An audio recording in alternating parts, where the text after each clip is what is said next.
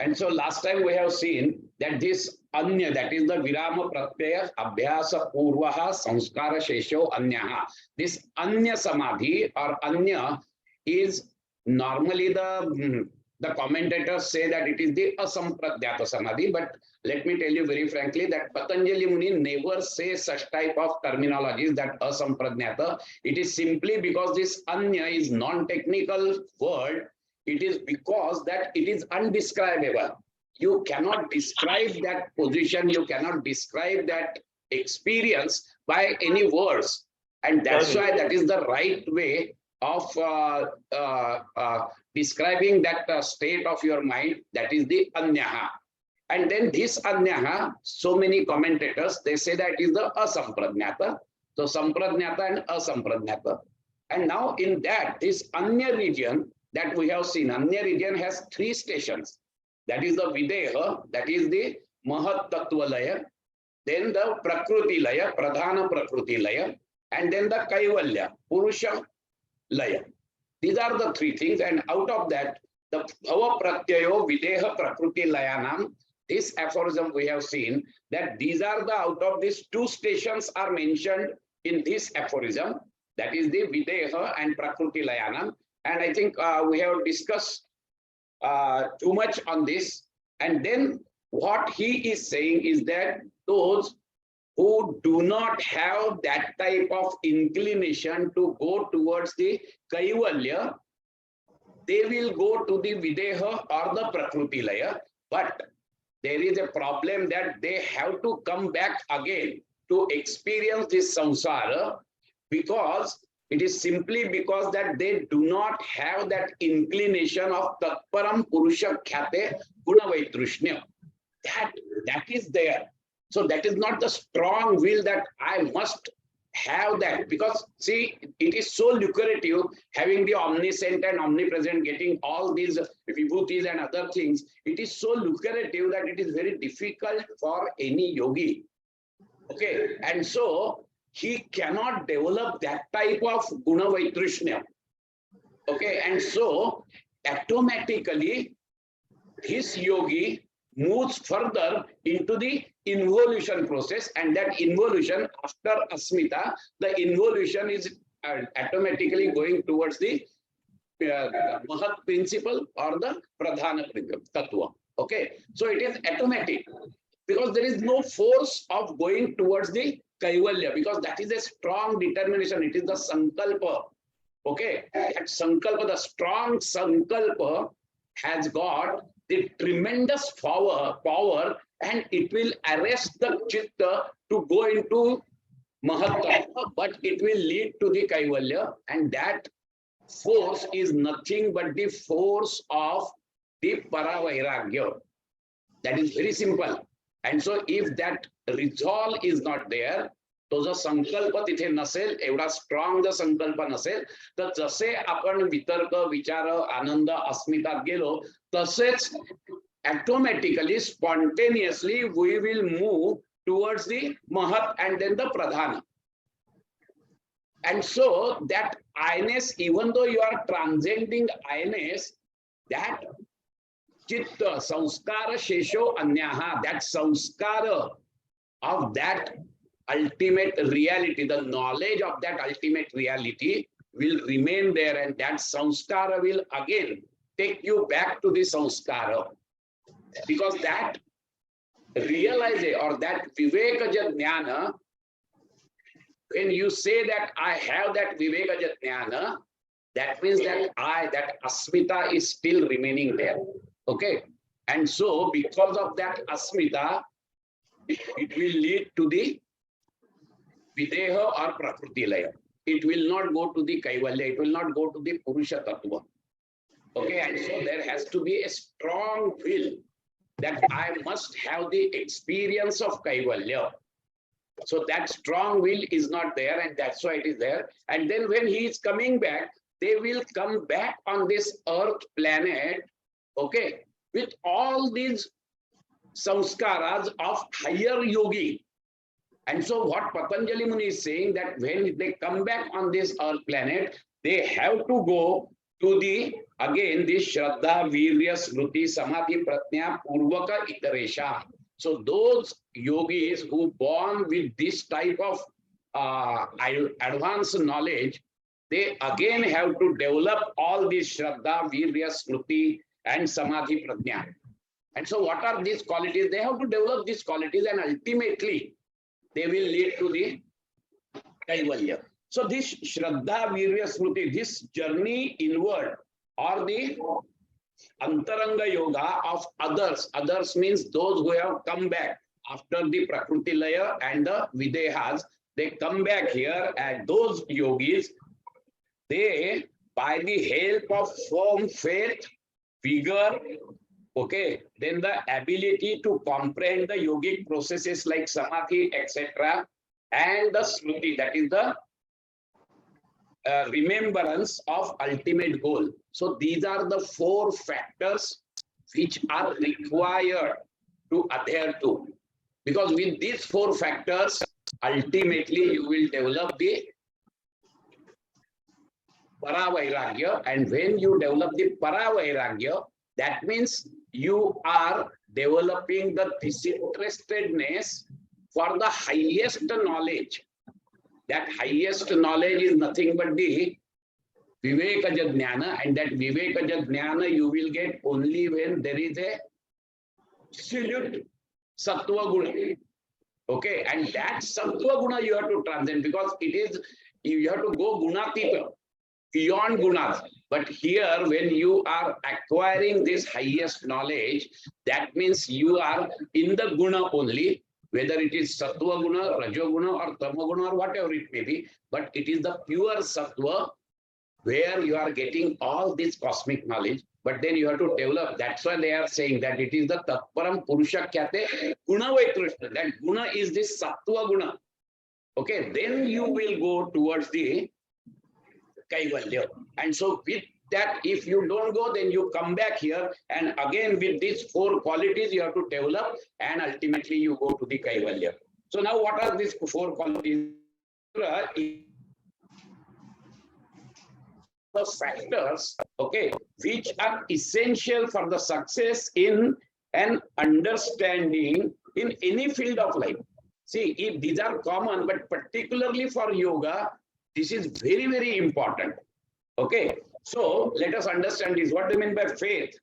So it is the tremendous will, actually, okay, which is necessary to develop this, because you should have that faith in your understanding, in your practice.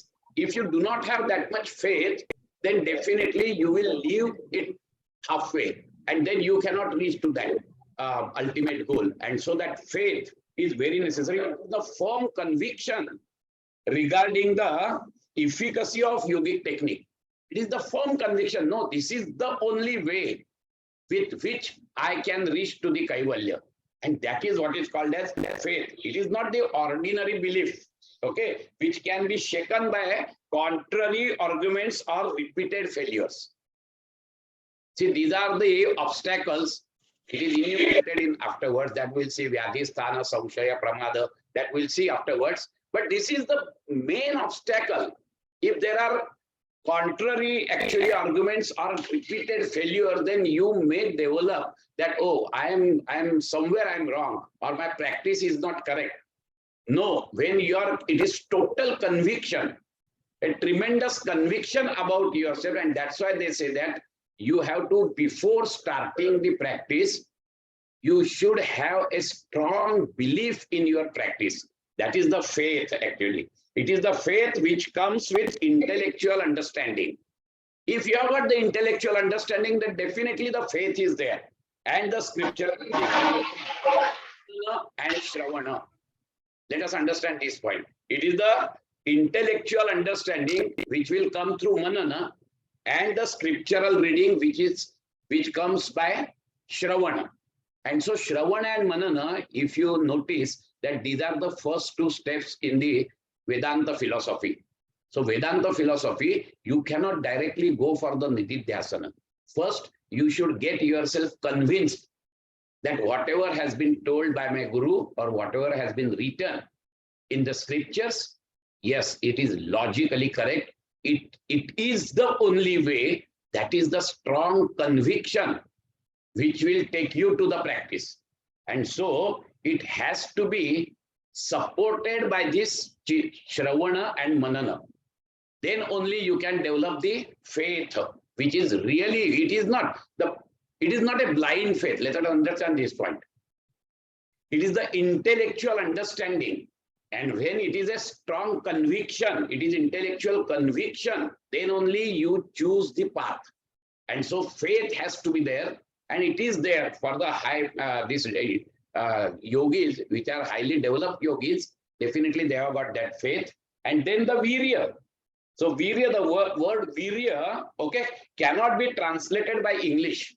Okay, it combines in itself the connotation of energy, determination, okay, then courage, and all aspects. So which will ultimately overcome all the obstacles in the path. So that is the virya. So virya is something which is actually necessary to overcome the obstacles which are coming in between. So that is basically the strong energy, the determination, and all these things has to be there. If you are trading on the path of yoga, then definitely this virya has to be there. Okay, the success alone needs energetic efforts. And so it has to have an energy. That is very, very important. And then the smriti, that is very important. It is the remembrance. All the time you should be aware. What is the goal of my life? So that awareness plays a very important role. And so all the time, all your actions should be the brahmacharya. With full awareness, every moment, you should have awareness that, yes, I am trading on a path of yoga. And so you should not do anything which is contrary to this path. So that is the awareness, that is the memory. That awareness is the memory, what this smriti is called. And so awareness plays a very important role. In fact, actually, this awareness is the yoga. Okay, so when this bhakti with awareness or the devotion with awareness, then it becomes the bhakti yoga. Okay, action with awareness, then only it becomes the karma yoga. And in a similar way, the sleep with awareness becomes the nidra yoga or yoga nidra. You get my point? So this awareness is a yoga. And so 24 hours, you should be aware that I am trading on a path of yoga, and I have to lead the life which is conducive for the yoga. So that is the smriti. Continuously, that smriti should be alive in your intellect. That is what is called as the memory. So all the time. And not only this, in advanced stage of all these things, you may get so many supernatural powers, what we call it as a vibhuti. And when you start getting these vibhutis, there is every possibility that for the name and fame or for the selfish motto, okay, you tend to exhibit those vibhutis. And there your memory, this smriti, will help you. If you get loose on that memory part, then definitely you will go towards that name and fame, and you start exhibiting these extrasensory powers. And then your concentration will be loosened. And your path will be totally stopped there. And so that memory, that smriti has to be there, that my ultimate goal is to get the kaivalya. And so this smriti is very, very important. That is also there. Awareness, brahmacharya, all the time, 20, and that's why we normally say that yoga is a lifestyle. It is a lifestyle. Yoga, 1.5 तास बसायचं, आसन प्राणायाम करायचा, थोडंसं ध्यान करायचं, आणि 23 तास काहीच करायचं नाही. That is not yoga. You will not succeed. फक्त आपलं मनाची किंवा लोकांच्यात सांगायला, मी दररोज मी योगा वर्गाला जातो बाबा, तुला काय असं वाटलं? तोच अहंकार घेऊन बसतो आम्ही. कळलं की नाही? तर तसं नाहीये ते. तर 1.5 तास कॉन्सन्ट्रेटेड साधना आहे आणि बाकीच्या वेळेला तुमचा awareness plays a important role, your ब्रह्मचर्य. आणि म्हणून मी मागच्या वेळेला तुम्हाला सांगितलेलं होतं की 24 तास घालवायचे तुम्हाला, यू डू युअर प्रोफेशन. पण ते प्रोफेशन करताना तुमचं सच्छीलपणा कुठे जाता नाही कामा. कोणाला लुबाडून तुमचं प्रोफेशन नाही. पैसे कमवणं अजिबात चुकीचं नाहीये, भरपूर पैसे कमवा, पण सच्छीलतेने कमवा. त्यानंतर जो तुम्हाला वेळ मिळेल त्यावेळेत थोडंसं काहीतरी दान धर्म करा, थोडासा काहीतरी भक्तियोग करा, थोडंसं काहीतरी कर्मयोग करा, थोडंसं काहीतरी ज्ञानयोग करा. 24 तासातले काहीतरी 1-1.5-2 तास ह्या 3 गोष्टींनाही द्या. आणि मग उरलेला वेळ तुमच्या फॅमिलीशी गप्पा मारा, हे मारा. But all the time at the back of your mind there has to be a awareness. Let us understand this point. And so that is what is called as yoga is a lifestyle. Yoga is a lifestyle म्हणजे सगळं सोडून द्या, बायको मुलांना सोडून द्या, हिमालयात जा, असं नाहीये. Keep 24 hours awareness that I want to reach to that level, and that's it.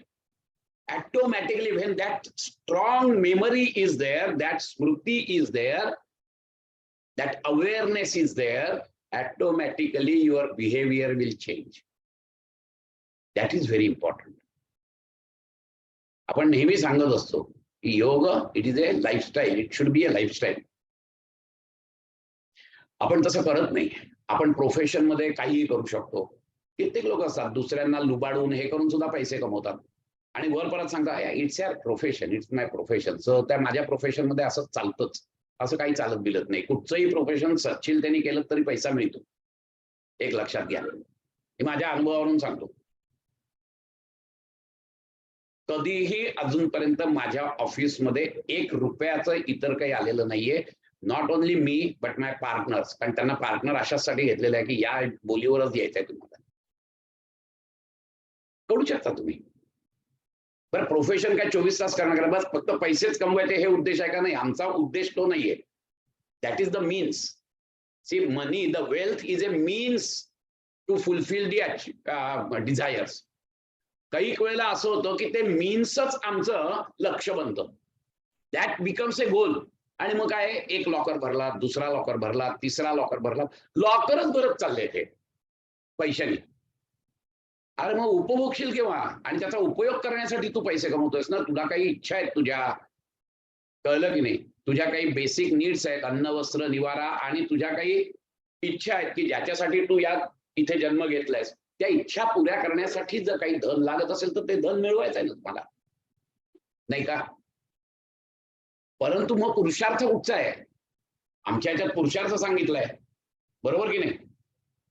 धर्म, अर्थ, काम, मोक्ष. अर्थ आणि काम हा पुरुषार्थ आहे.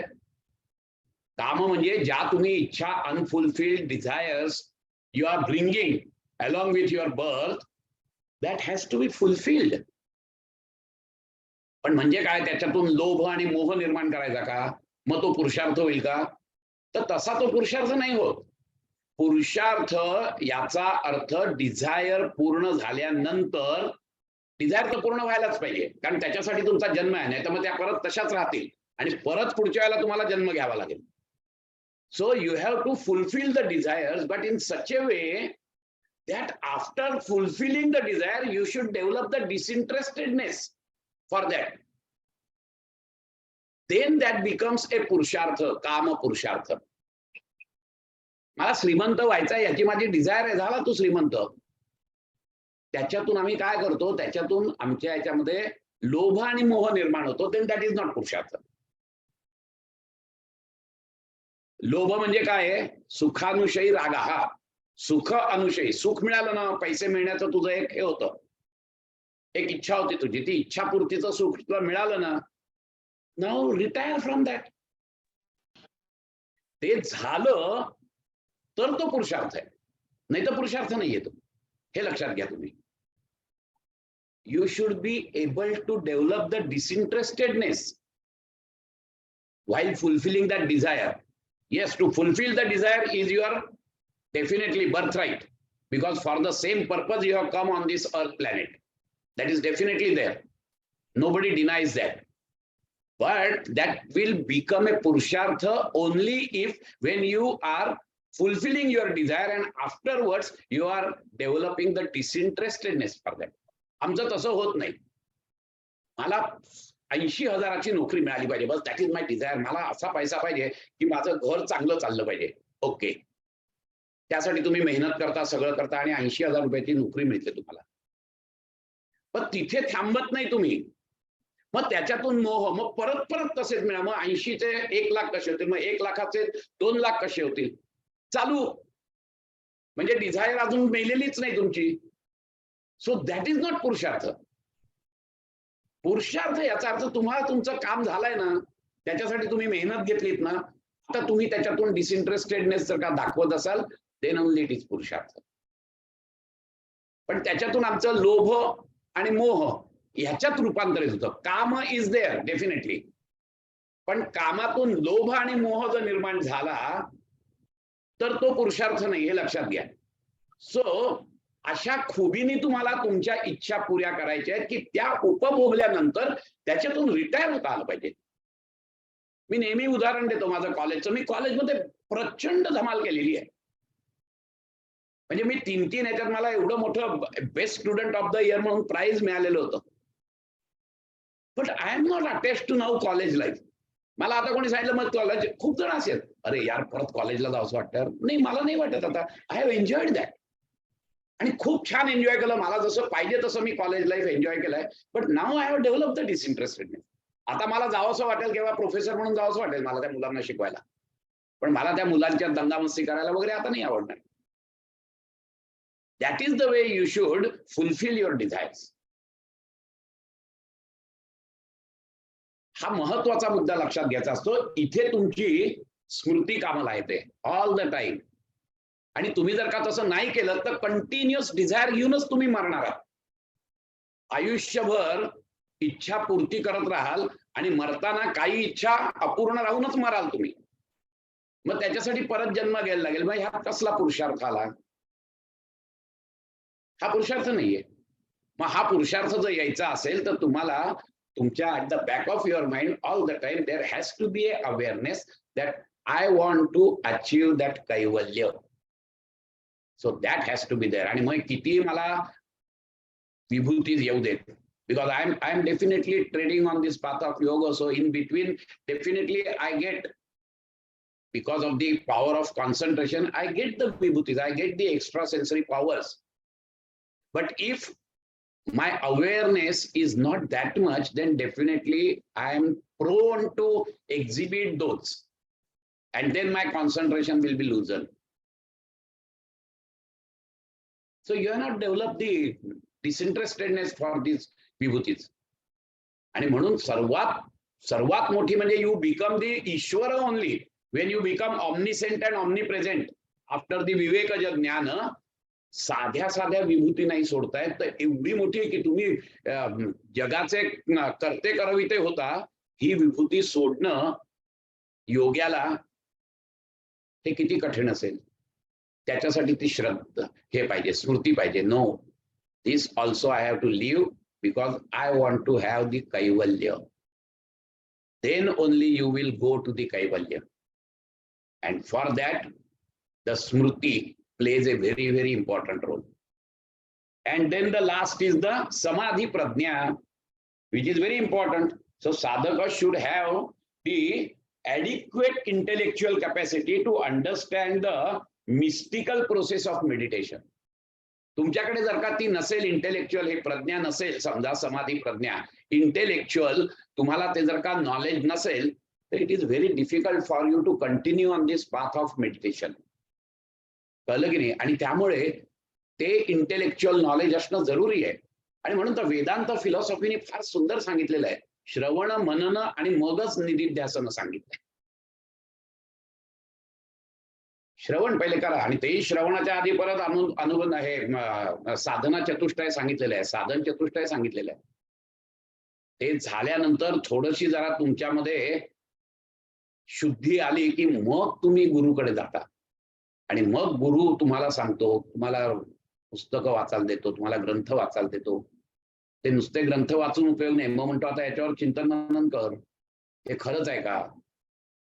Don't believe. आमच्या सगळ्या ह्याच्यामध्ये दर्शनांमध्ये कोणीही असं सांगितलेलं नाही की ब्लाइंडली बिलीव्ह करा, because all these are the scientific approaches and all these darshankaras are the scientific exponent. They are scientific exponent.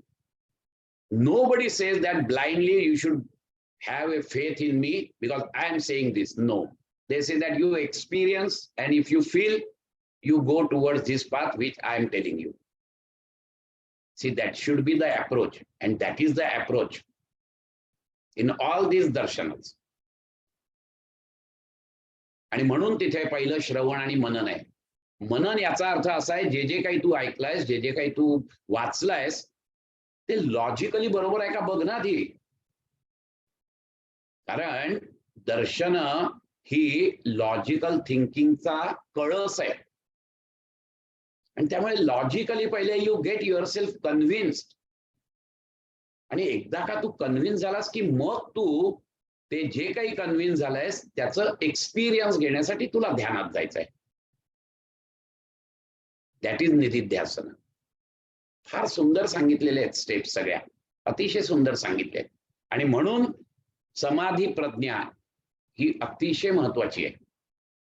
समाधीबद्दलचं तुम्हाला नक्की काय तुम्हाला अनुभवायचं आहे, तर तुम्ही जे काही वाचलायत, ऐकलायत, ज्याच्यावर चिंतन मनन केलंय, logically you get convinced. Okay, yes, this has to be like this. That is what is called as the strong conviction. No, there is no other way, but this is only logically. Okay, but still you have not experienced it.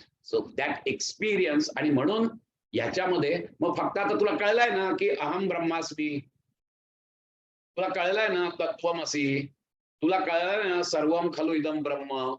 Okay, so intellectually now you get convinced that these statements are correct. Okay, now start nididhyasana. Nididhyasana means continuously tell your mind that aham brahmasmi, aham brahmasmi, aham brahmasmi. Pointed awareness. That is nididhyasana. आणि ते करताना मग धारणा, ध्यान आणि मग समाधी. मग समाधीमध्ये परत सविकल्प, निर्विकल्प समाधी ऍज पर वेदांत फिलॉसॉफी. कधी वेळ मिळाला तर आपण त्याच्यावर बोलूया. खूप छान घेतलाय त्यांनी, अतिशय सुंदर घेतलेलं आहे. त्या समाधी याच्यावर आपण बोलूया लागेल तर कशा, हाऊ इट गोज. जसं इथे त्यांनी सांगितलंय वितर्क विचार आनंद अस्मिता अनुगमात संप्रज्ञातः, तसंच तिथे पण त्यांनी सांगितलंय की धारणा, ध्यान, सविकल्प समाधी, निर्विकल्प समाधी, ते कसे टप्पे जातात. फरक फक्त एवढाच आहे की पतंजली मुनी सांगतात की कुठलाही तुम्ही हे घ्या, विषय घ्या ध्यानासाठी, आणि वेदांत फिलॉसॉफी सांगते की कुठचंही एक महावाक्य घ्या आणि ते महावाक्य इतकं मनात बिंबवा की बाकी सगळे चित्तावरची जी काही संस्कार आहेत ते संस्कार जातील आणि चित्तावर पूर्णपणे फक्त आणि फक्त एकच संस्कार उरेल, आणि तो म्हणजे अहम ब्रह्मास्मी. तो ज्या वेळेला होईल त्यावेळेला you will get the emancipation, you become the जीवनमुक्त.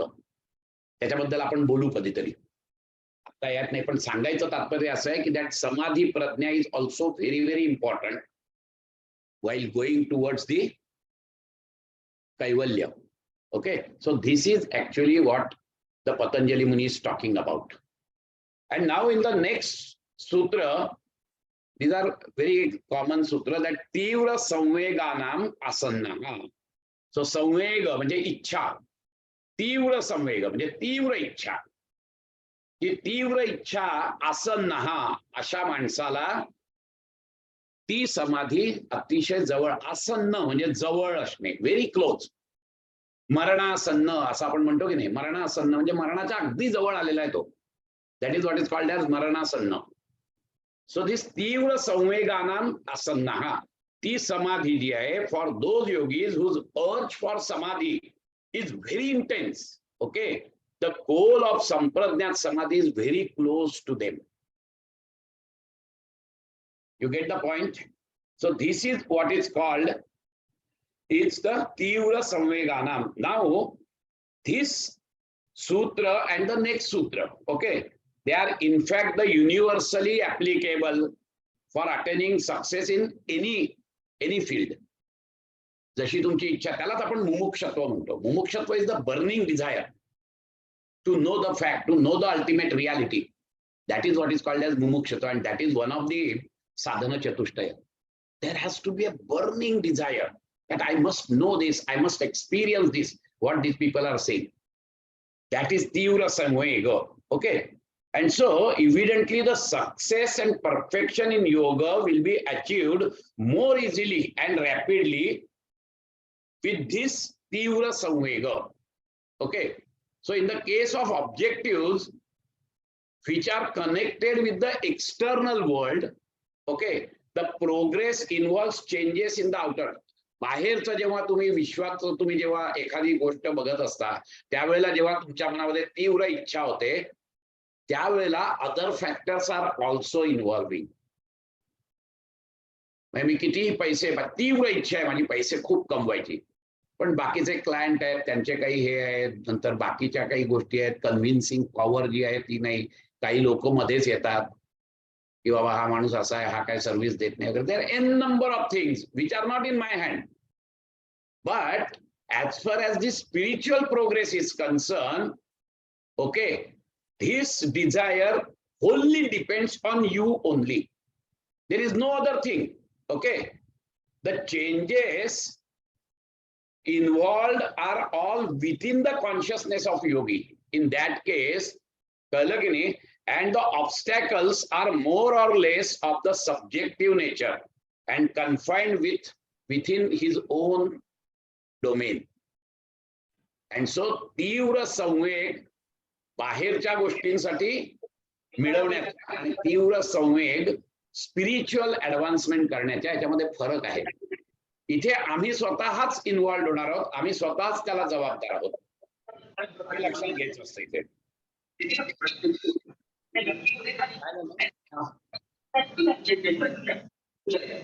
तुम्हाला काही बोलायचं आहे का? नाही तर म्यूट करा तुम्ही.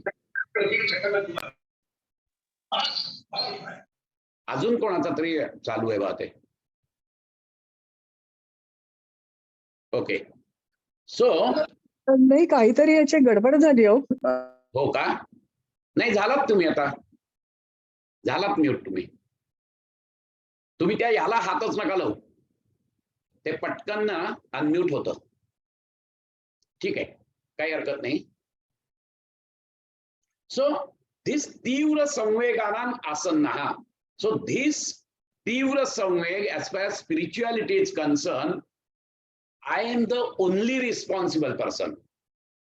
Whereas the tivra samveg for the desires for outer subject, outside world, there are so many other factors which will there as an obstacle. But here it is my own desire. That's it. Nobody can come in between me. अहो काय मी बसतोय याला, परंतु काय लोकांचा बोलगा नाही, काहीही नाही. तुम्ही जर का पुढे गेलात तर शांतपणे करू शकता. तुमची एक खोली निवडा, बंद करा, नाही तर बाहेर जा, एकांतात जा. आपल्याकडे भरपूर एकांताच्या आहेत. इफ यू हॅव तीव्र संवेग, कळलं की नाही. आणि नंतर मग त्यांनी पुढच्या सूत्रात सांगितलं, त्या तीव्र संवेगाच्या पण त्यांनी 3 हे दिले. मृदू, मध्य, अधिमात्रत्वात ततः अपि विशेषः. सो इवन तीव्र संवेग इज देअर, त्याच्यामध्ये पण त्यांनी सांगितलंय की मृदू, मध्य आणि अधिमात्र. कळलं की नाही. म्हणजे तीव्र, तीव्रतर, तीव्रतम या पद्धतीत जातात. आणि अकॉर्डिंग टू दॅट ती समाधी जवळ असते, जास्त जवळ असते, अगदीच जवळ असते, असं म्हणता येईल. की त्या तीव्र, पहिली एक तर गोष्ट म्हणजे तीव्र संवेग पाहिजे, पहिली. त्याच्या खालचं बोलतच नाहीये पतंजली मुनी. जसं वशीकार संज्ञाविषयी बोलतात, ते वशीकाराच्या खालच्या वैराग्याला ते विचारतच नाहीयेत. If you really want to advance in the path of yoga, minimum requirement is that you should have that वशीकार वैराग्य. त्याच्या खालच्या ज्या आहेत एकेंद्रिय, कळलं की नाही, या यतमान, व्यतिरेक, यांना काही महत्व नाहीये. कारण केव्हाही त्या तुम्हाला झडप घालतील आणि तुम्हाला तुमच्या मार्गावरून बाहेर काढतील. So bare minimum requirement is that you should have a vashikar. आणि वशीकार संज्ञा काय ते आपण बघितलं. त्यामुळे आपल्यातलं अजून कोणी तिथेपर्यंत आजूबाजूला आपण पोहोचू शकत नाही. Because is talking about the yogis who have devoted their whole time 24 hours for this purpose. Exactly in a similar way he is talking about the तीव्र संवेग. त्याच्या खालच्या संवेगाला त्यांनी इच्छेला काही मानस दिलेला नाहीये त्यांनी. आणि मग त्या तीव्र संवेगात त्यांनी सांगितलं की मृदू, मध्य आणि अधिमात्र. त्यातल्या त्यात अधिमात्र म्हणजे सर्वात विशेष. आणि मग हे मृदू, मध्य, अधिमात्रात पण परत मृदू मृदू, मृदू मध्य, मृदू तीव्र हे असे प्रकार करून 9 प्रकार केलेले आहेत त्यांनी. तसे तुम्ही खूप प्रकार करू शकता, परंतु त्यांनी ते 9 प्रकार केलेले आहेत. आणि 9 प्रकारामध्ये त्यांनी हे दाखवलंय की बाबा कशा पद्धतीने माणूस पुढे जाईल. तर ते त्यांनी फार सुंदर दिलेलं आहे.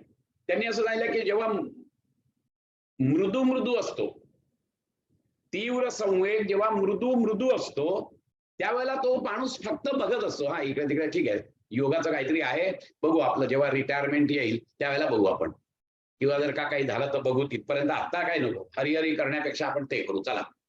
That is what is called as मृदू मृदू. त्याला कळलेलं असतं की याच्यात काहीतरी फायदा आहे, परंतु त्याचा एवढा उत्साह नसतो की ते सगळं सोडून त्याच्याच मागे लागेल. आणि मग मृदू मध्यमध्ये काय असतो की तो माणूस अभ्यासकाच्या साहसात येतो, कळलं की नाही, त्याला त्याचे फायदे वगैरे जास्त चांगले कळायला लागतात.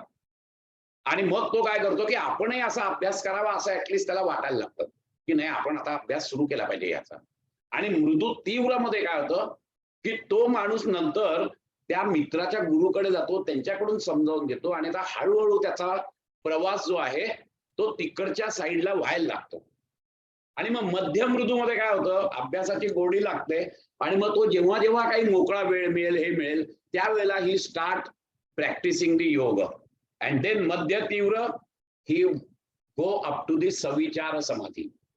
अँड देन तीव्र मृदू सानंद समाधीपर्यंत पोहोचतो, सवितर्क समाधी, सविचारपर्यंत पोहोचतो. आणि मग तीव्र मध्यमध्ये तो सास्मित समाधीत पोहोचतो. आणि मग तीव्र तीव्र मध्ये शेवटी हा असंप्रज्ञात समाधीत पोहोचतो. तर हे जे 9 प्रकार केले आहेत, हे 9 स्टेजेस आहेत त्याच्या. तुम्ही कुठच्या स्टेजवर आहात हे खूप महत्वाचं आहे. त्यामुळे याच्यामध्ये हा खूप महत्वाचा मुद्दा असतो, हा संवेग. And this is everything. तुम्ही कुठच्याही ह्याच्यात जा, तुम्हाला हा संवेग असलाच पाहिजे. पण मी मगाशी सांगितलं तसं, when you are talking about the worldly achievements, there are other factors also which you can claim that yes, okay, these are the things for which actually these are the obstacles. But as far as spirituality is concerned, you are the only responsible person, so don't blame anybody. Sir, And will you you have repeat to develop that mumukshvatva. Ha Chayali. Sir, will you please repeat those 9 stages again? काही नाही, तीव्र संवेग आहेस. And in mrudu you said mrudu is a person is very casual and he's just aware of the yoga. हा, नंतर मग तो काय करतो, मृदू मध्यमध्ये तो माणूस अभ्यासकाच्या सहवासात येतो आणि त्याला त्याचे फायदे कळतात. पहिल्या ह्याच्यात फक्त त्याला एवढं कळतं काहीतरी देवदेव करायचंय. थोडक्यात म्हणजे काय, देवदेव करायचंय, ठीक आहे बघू, रिटायरमेंट झालं की हरिहरी करू तेव्हा बघू आपण मग. पण इथे आता तसं नसतं. इथे त्याला कळतं, जेव्हा मृदू मध्य असतं तेव्हा त्याला कळतं ऍक्च्युली की अभ्यासाचे फायदे काय आहेत. आणि मग तो म्हणतो, त्याला असं वाटायला लागतं, हळूहळू वाटायला लागतं की अरे आपणही अभ्यास योगाचा केला पाहिजे, कळलं की नाही. आणि मग मृदू तीव्र मध्ये तो काय करतो, तो माणूस म्हणतो कोण रे बाबा तुझा गुरु, मग त्या गुरुकडे जातो, त्याचं ऐकतो, आणि तो मग हळूहळू त्याच्यात हे करायला लागतो आणि अभ्यासाला लागतो तो. आणि मध्य मृदू त्याच्यानंतरची जी स्टेज आहे त्याला त्या अभ्यासाची गोडी पण लागते. तो सुरू करतो पहिले, नंतर मग गोडी लागते, आणि हळूहळू काय करतो तो, जेव्हा जेव्हा मोकळा वेळ मिळेल ना तेव्हा तेव्हा तो योगाभ्यास करतो. आणि मग मध्य तीव्र मध्ये काय करतो, मध्य मध्ये काय होतं त्याचं, तर मध्य मध्ये तो अभ्यास वैराग्याच्या याच्या परिणामामुळे हा साधक आता हळूहळू थोडासा त्याचा अभ्यास वाढतो, हळूहळू त्याचा डिसइंटरेस्टेड वैराग्य वाढतं, आणि तो साधारण सवितर्क समाधीपर्यंत पोहोचतो, कळलं की नाही. आणि मग मध्य तीव्र मध्ये काय होतं, तो सविचार समाधीपर्यंत पोहोचतो. आणि तीव्र मृदू मध्ये काय होतं, तो सानंद समाधीपर्यंत पोहोचतो. तीव्र मध्य मध्ये तो सास्मित समाधीपर्यंत पोहोचतो. आणि सास्मित समाधीच्या पलीकडे तीव्र तीव्र संवेग जेव्हा असतो तेव्हा तो असंप्रज्ञात समाधीला पोहोचतो. So it is up to you how to develop this samveg. This संवेग इज व्हेरी व्हेरी इम्पॉर्टंट. संप्रज्ञात. तीव्र तीव्र इज संप्रज्ञात और असंप्रज्ञात. असंप्रज्ञात. तीव्र तीव्र म्हणजे असंप्रज्ञातला तो पोहोचला अगदी जवळ. तीव्र संवेगानां आसन्नः, अतिशय जवळ पोहोचलेला असतो. आता फक्त राहिलेलं असतं थोडस अभ्यास करणं. So with this actually he is explaining all the meditative practices. आता या मेडिटेटिव्ह प्रॅक्टिस कशा करायच्या, काय करायच्या हे तो परत शेवट सांगणारच आहे की त्याची कशी होते. म्हणजे मग समापत्ती म्हणजे काय, मग samapatti how the end of samapatti results into samadhi, ते पण याच ह्याच्यात आहे. Because this is the samadhi part, this is the philosophical discussion which is going on. So what do you mean by samadhi? What do you mean by samapatti? What is ध्यान? आणि मग साधना path मध्ये ते अचीव कसं करायचं. Okay, that is in the sadhana path. But here he is just explaining the philosophical aspects. So what he says that in the meditation, because what he says अभ्यास वैराग्य हे कामनच आहे आणि तो अभ्यास आणि वैराग्य they go hand in hand. And when you start meditation, because meditation is the last stage. याच्यामध्ये त्यांनी कुठेही आसन, प्राणायाम, प्रत्याहार वगैरे काही कशाशी बोललेले नाहीत. ते फक्त बोललेले आहेत ते हा आतापर्यंत जो काही प्रवास आहे त्या प्रवासाविषयी बोललेले आहेत की पहिला प्रवास संप्रज्ञातचा आहे, त्याच्यामध्ये 4 स्टेशन आहेत. दुसरा प्रवास असंप्रज्ञातचा अन्यचा आहे, त्याच्यामध्ये 3 स्टेशन्स आहेत. एवढं ते बोललेले आहेत की जेणेकरून तुम्हाला हळूहळू त्याची माहिती व्हावी. आता ह्या परत वितर्क विचार आनंद अस्मितेमध्ये समापत्ती कुठे येते, समाधी कुठे येते, हे परत त्यांनी पुढे दिलेलं आहे. पण त्याच्या आधी त्यांनी हे discussion, he has just stop this discussion and he has open the new chapter totally alien to the Sankhya philosophy. And then he is talking about that Ishwar प्रणिधानाद्वा. So now here actually he is talking about the totally new chapter which is absolutely new to Sankhya philosophy also. Sankhya do not talk about the Ishvara.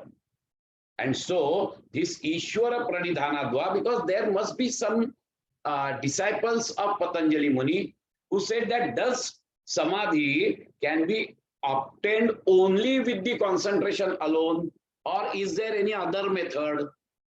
So to answer this, he is talking about that this is the Ishvara Pranidhana Dva. Now this Va is translated as or and also. That is exactly what the 2 methods are available now. And that's why it is called as the Seshwara Sankhya. Because in Sankhya philosophy, there is no mention anywhere as far as the philosophy is concerned, no mention of Ishvara, concept of Ishvara. But he has introduced it, probably because he wants to bring 2 main streams of schools, that is the Vedanta and the Sankhya. One is the Dvaita and one is the Advaita. So probably he wants to bring together these 2 streams of philosophy. And that's why he has introduced, and it has got a practical application also. It has got the practical importance also. And that's why normally what we say, that this metaphysical aspects, okay, of Patanjal Yoga Sutra is supposed to be Sankhya philosophy. So there are different views, definitely, as far as the commentators are concerned. Some say that it is based on the Advaita Vedanta, some say that it is based on the Sankhya. But if you see the evolution theory, then you will understand that metaphysically it is totally based on Sankhya. And even he is introducing this concept of Ishvara, he is not disturbing that metaphysical aspects of Sankhya. Let us understand this point. Even though he is introducing another concept, that is the Ishvara concept. So the main difference between Patanjal Yoga Sutra and the Sankhya is by introducing the concept of Ishvara. But his Ishvara is totally different from the Ishvara of Vedanta philosophy. So there are so many differences here.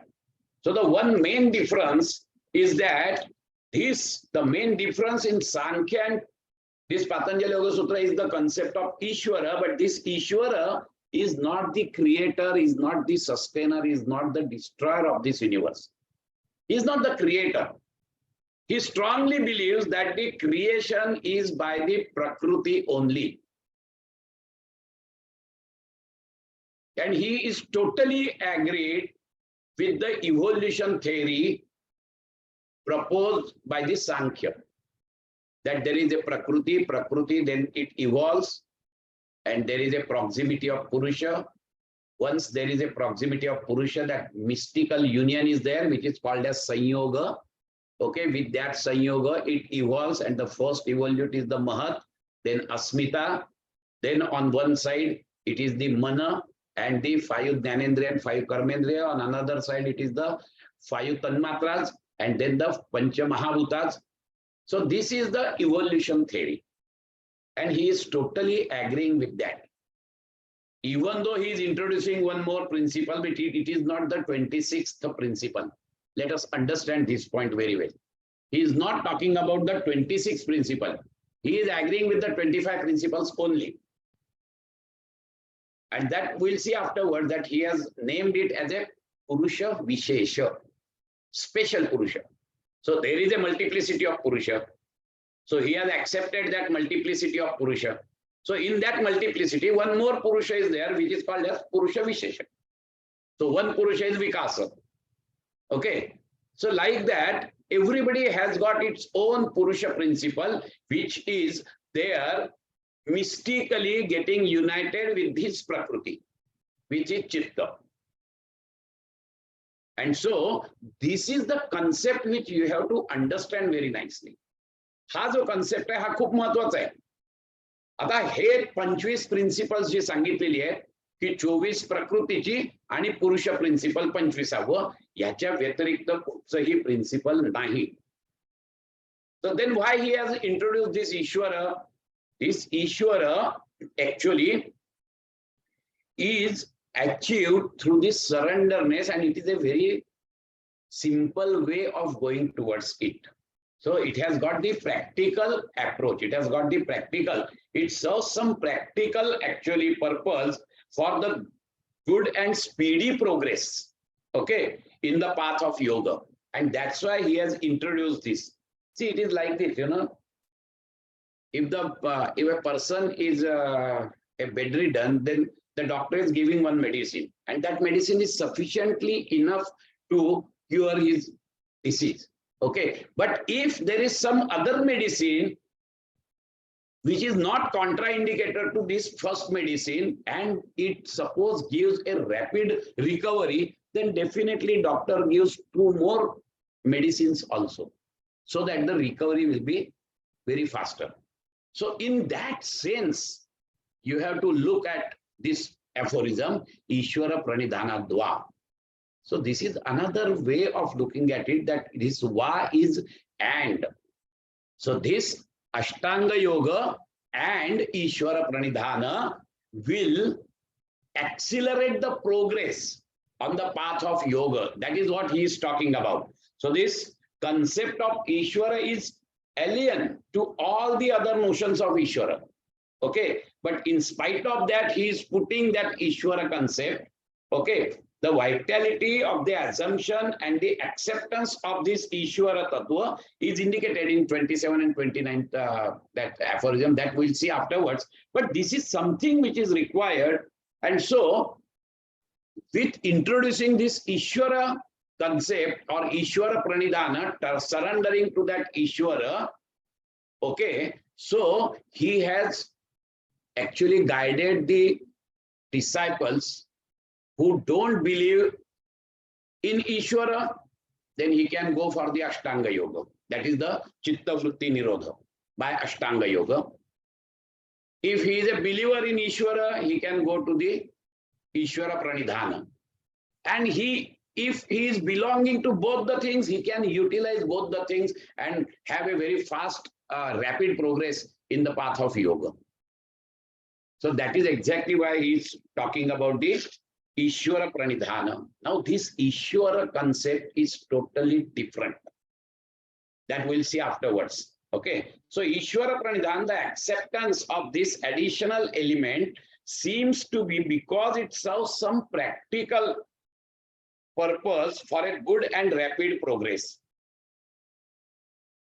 Now again I'm telling you why this va is and, because this Ishvara Pranidhana has been used in Kriya Yoga also, and it has been used in Niyama also.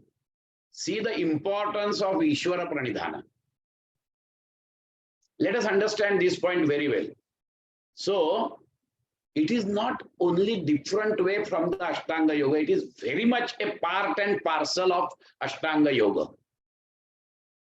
Only thing that when he is talking about the Kriya Yoga, there Ishvara Pranidhan is for the novice. जो नव्याने सुरुवात झालेली आहे त्याला काही philosophy माहित नाही, काही माहित नाही, त्याच्यासाठी त्यांनी ते तपस्वाध्याय ईश्वर प्रणिधान असं सांगितलेलं आहे की जेणेकरून बाबा थोडंसं तुझी, ज्याला आपण साधन चतुष्टय वेदांत फिलॉसॉफीत म्हणतो ना, तशा पद्धतीने हा साधन चतुष्टय आहे असं समजायला हरकत नाही. कळलं की नाही? की ह्या नवीन आलेल्या माणसाला एकदम यमनियम वगैरे तो जमणारच नाही, म्हणजे तो पळूनच जाईल. कळलं की नाही? आणि मग पतंजली म्हणतात ठीक आहे तुला आता इच्छा आहे ना मृदू तीव्र, आपण म्हणता येईल मृदू तीव्र आसन्न, मग अशा माणसाला काय करायचं, तर अशा माणसाला तू क्रिया योगाने सुरुवात कर. म्हणजे तप कर. तप म्हणजे तू आसन वगैरे कर की ज्याच्यात फिलॉसॉफीची गरज नाही. आता तुर्तास तू त्या आसनांच्या फिलॉसॉफीत पडू नको. आणि पतंजली मुनींनी कधीही आसनाची फिलॉसॉफी सांगितलेली नाहीये, हे लक्षात घ्या. कारण त्यांच्या दृष्टीने आसन इज टोटली डिफरंट. हे एम ए झालेले आहेत त्यांना माहिती आहे, मी शिकवलेलं आहे त्यांना की what is the meaning of asana for Patanjali muni in his Yogasutra. And so you do this hathayogic आसनांमध्ये तू काय कर की फक्त आसन कर की जेणेकरून तुझी तब्येत चांगली राहील. थोडस तप त्याला म्हणतात. मग कधी शुद्धी क्रिया कर, कधी उपास तापास कर. कळलं की नाही? All these things are nothing but the तप. ते स्वाध्याय काहीतरी वाचन कर थोडस, कारण आता तुझ्यात इच्छा निर्माण झाली आहे की नाही की मला असं असं पुढे जायचं आहे, मग ठीक आहे मग थोडंसं वाचन कर. थोडंसं वाचन केल्यानंतर मग अजून काय कर, आणि नंतर मग थोडंसं ईश्वर प्रणिधान कर. इथे जे ईश्वर प्रणिधान आहे हे म्हणजे काय, पूजा कर, हे कर, उपास तापास कर, ह्याला जा, यात्रेला जा, हे करू शकतो की नाही. त्याला फार मोठी बुद्धिमत्तेची गरज नाहीये. So to make your mind congenial for the ashtanga yoga. So it is the whole purpose of Kriya Yoga is for the first, it is for the novice. नवशिक्याला त्यांनी सांगितलेलं आहे. आणि नवशिक्याला एवढं 3 गोष्टी सांगितल्यावर हळूहळू त्याची तयारी होते. And then slowly he introduces to ashtanga yoga. मग अष्टांग योगामध्ये परत ईश्वर प्रणिधान आलं नियमामध्ये. आता त्यांनी असं सांगितलंय नियम आहे, याचा अर्थ now there is no excuse for you. Every day you have to do the Ishwar pranidhan. आता ईश्वर प्रणिधान थोडंसं वरच्या लेवलचं आहे. आता हे पूजा बिजा तर आहेच, ते करायचंच आहे, पण त्याचबरोबर पूजा करताना विथ फुल अवेअरनेस या पद्धतीने करायची आहे की भगवंता मी कितीही मोठा झालो तरी देखील माझा बाप तू आहेस. या भावनेने जेव्हा तो सरेंडर होतो त्यावेळेला ते ईश्वर प्रणिधान हे नंतर अष्टांग योगाची ही जेव्हा तुम्ही करता तयारी त्यावेळेला ते अपेक्षित आहे. ईश्वर प्रणिधान शब्द सेम आहे, पण प्रत्येक वेळेला त्याची लेवल आणि त्याची प्रॅक्टिस वेगवेगळी आहे, हे लक्षात घ्या. आता हे का करायचं, कारण की तुमचा इगो लवचिक व्हायला पाहिजे ना. ईश्वर प्रणिधान इथे जे सांगितलंय अष्टांग योगात, याच्यामध्ये तुमचा इगो लवचिक जिथपर्यंत होत नाही, जर ताठच राहिलात तुम्ही, तर तुम्ही योगामध्ये प्रगतीच नाही करू शकत आहे. And so this is utmost important.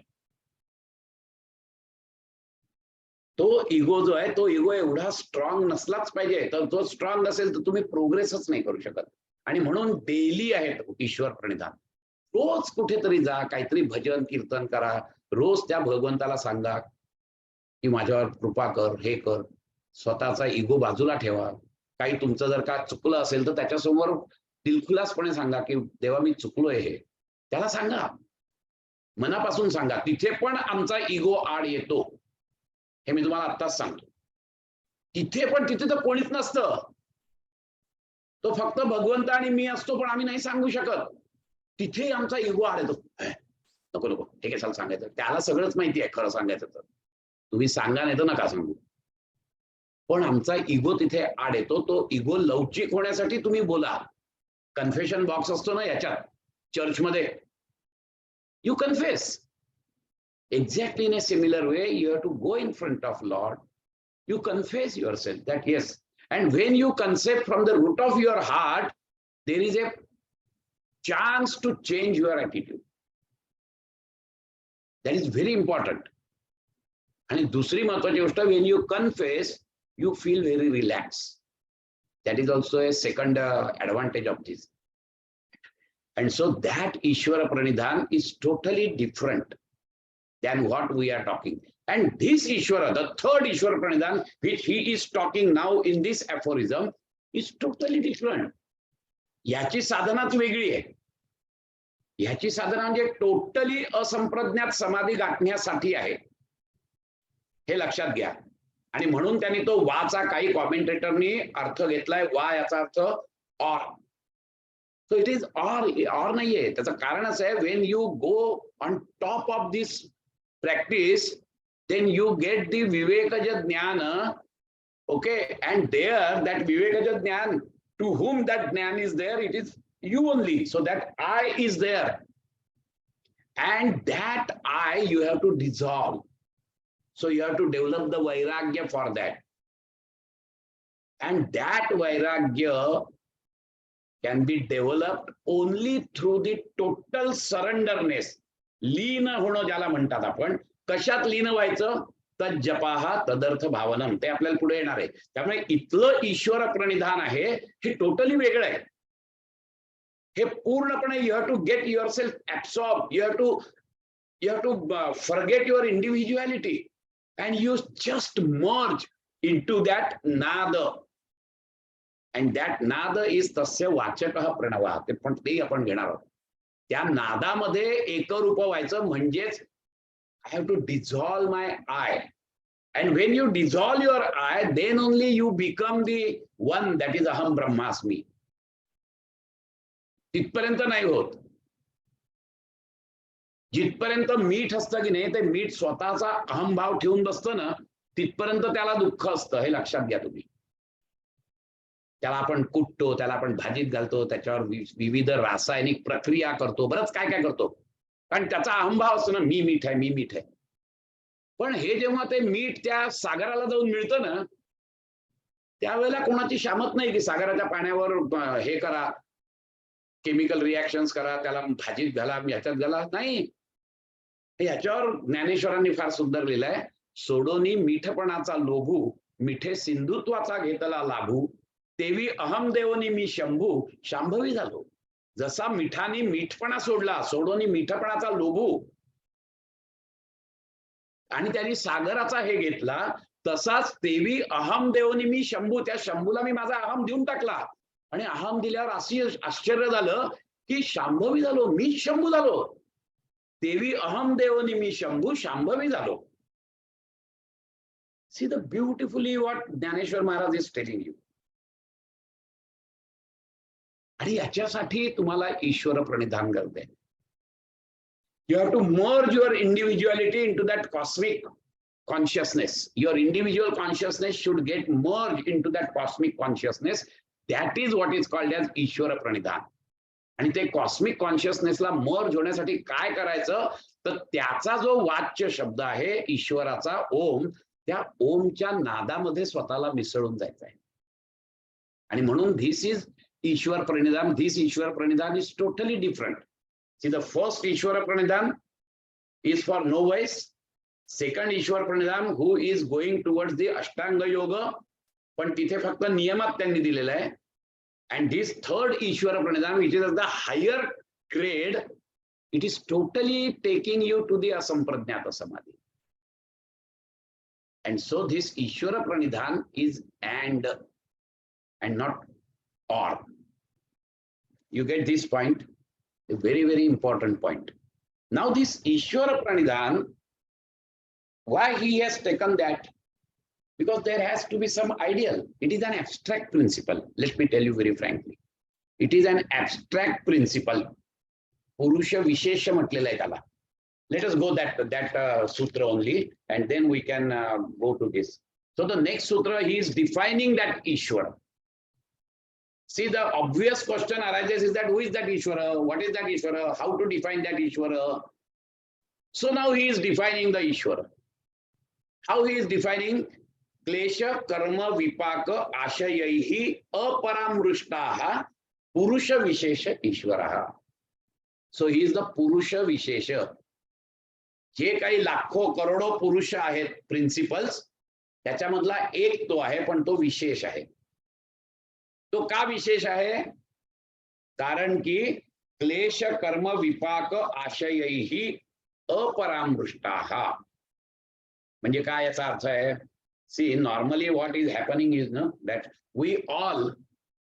we have got our own Purusha, and our chitta is getting attracted towards that Purusha, and because of the mystical union, त्याचे जे काही मिलन झालेलं आहे, that mystical union, because of that, chitta starts assuming that he is the Purusha only. Okay, so he is the conscious entity only. That is why this is called as Sanyoga. It is the mystical union between his Purusha and the Chitta. Correct? How it is evolved, everybody knows that this Prakriti was unmanifested. Why unmanifested? Because there is a complete balance between Prakriti is nothing but the Trigunas. मी मागच्या वेळेस तुम्हाला सांगितलं होतं की प्रकृतीचे हे गुण नाहीयेत. सो दिस गुणाज इज प्रकृती. Sattva Rajatama is Prakriti. So everything in this universe, whatever you are seeing, it is made up of Prakriti only. It is made up of Trigunas only.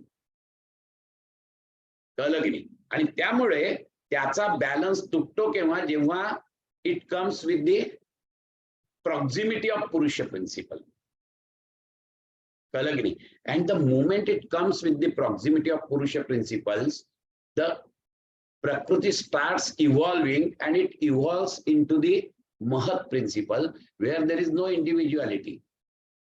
Okay, and that Mahat, there are n number of crores and crores of chittas are there. They have not developed this, but this process has started.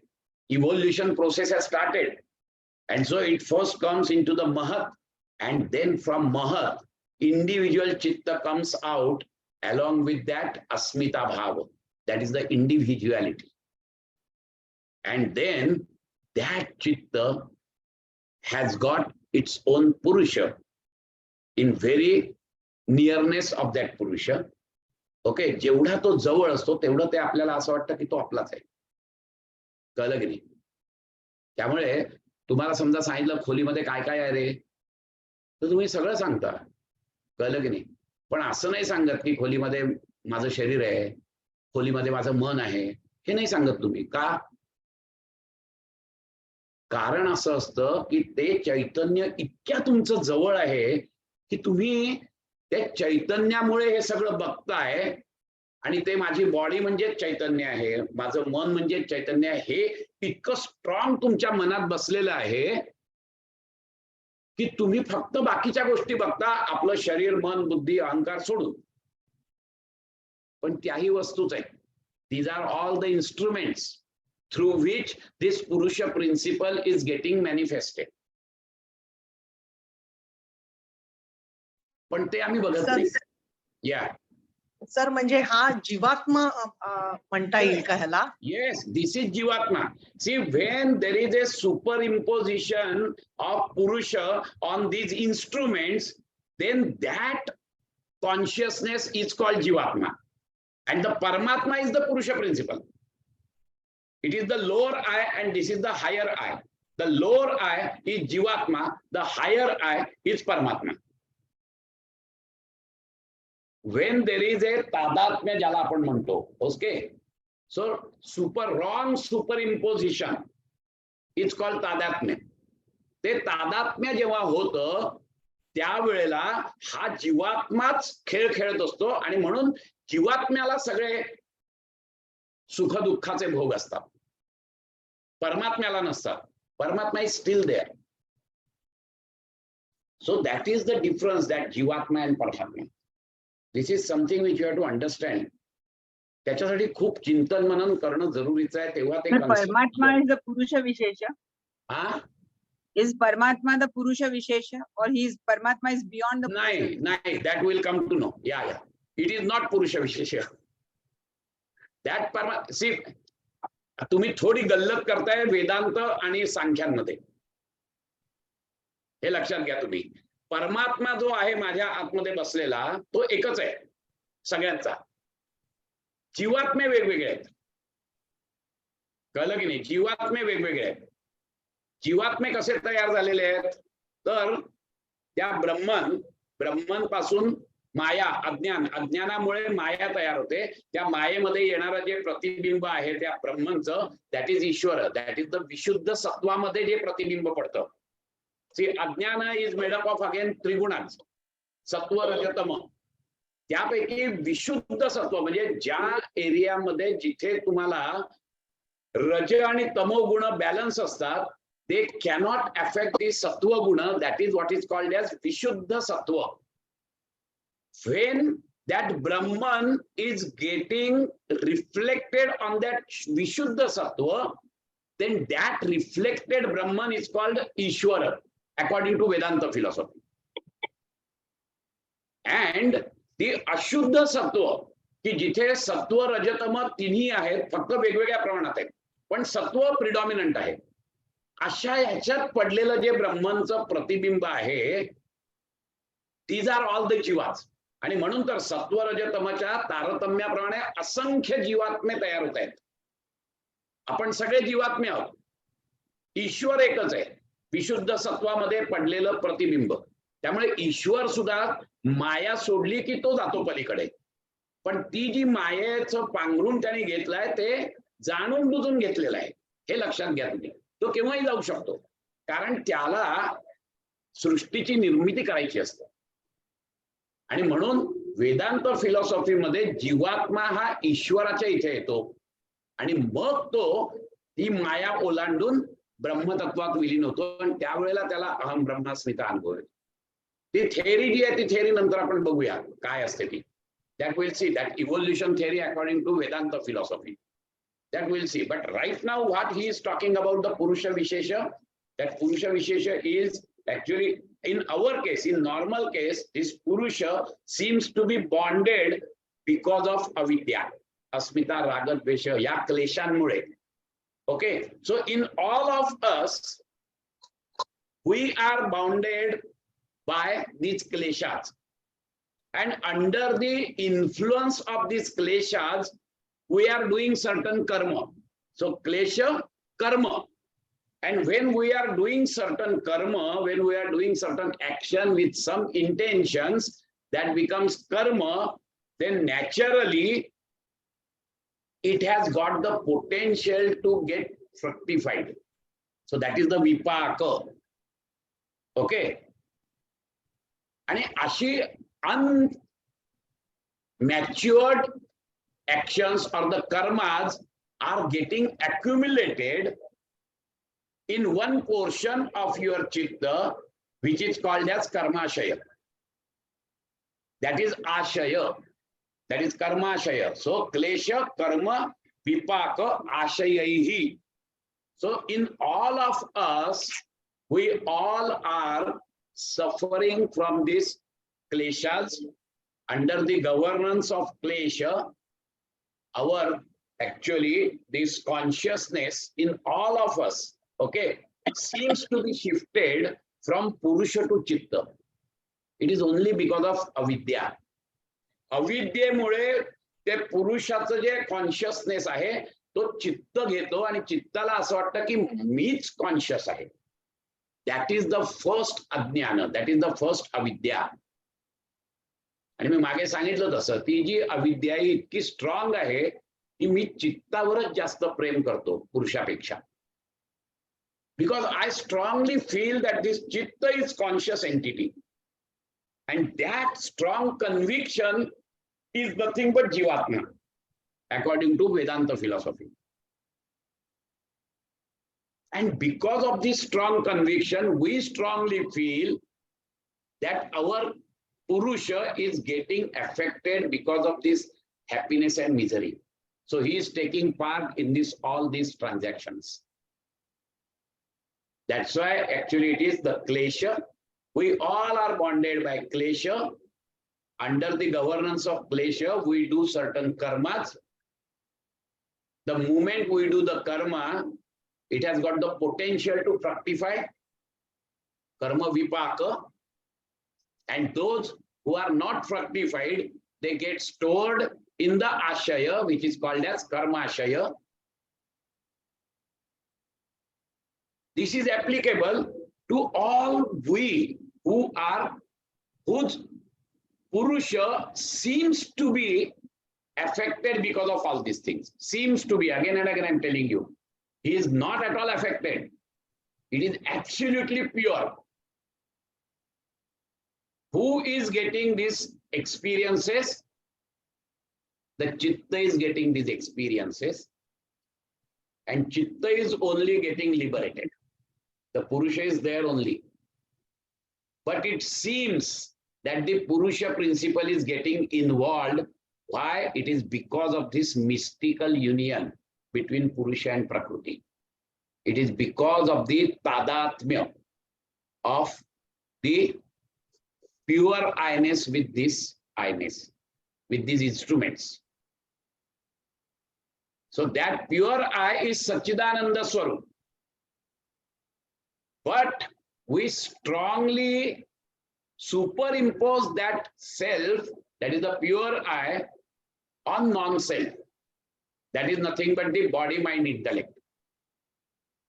So it is the wrong superimposition. Why this wrong superimposition?